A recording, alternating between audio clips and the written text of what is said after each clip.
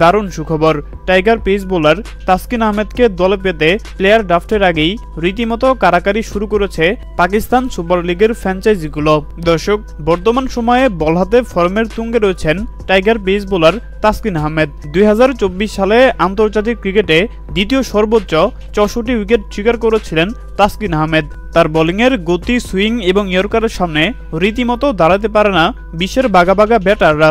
সেই ধারাবাহিকতা বজায় রেখে 2025 বিপিএলে সমান তালে পারফর্ম করে যাচ্ছেন এই স্পিড স্টার। ঢাকা ক্যাপিটালসের বিপক্ষে 4 ওভার বোলিং করে মাত্র 19 রান খরচ করে 7 উইকেট শিকার করে বিপিএলে রেকর্ড করার পাশাপাশি ক্রিকেট বিশ্বে তোলপাড় শুরু করে দিয়েছেন তাসকিন আহমেদ। আর তাই তো তাসকিন আহমেদকে দলে ফেরাতে রীতিমতো কারাকারি শুরু করে দিয়েছে পাকিস্তান সুপার লিগের ফ্র্যাঞ্চাইজিগুলো।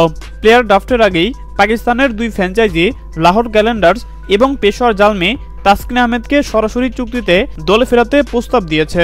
সবকিছু ঠিকঠাক থাকলে বাংলাদেশ ক্রিকেট বোর্ড এনওসি দিলে 2025 পিএসএলে মাঠ মাতাবেন এই স্পিড স্টার। হ্যাঁ দর্শক, আপনাদেরকে বলছি, তাসকিন আহমেদকে পিএসএলে দেখতে চান কিনা জানিয়ে দিন আপনাদের গুরুত্বপূর্ণ মতামত আমাদের কমেন্ট বক্সে। ধন্যবাদ।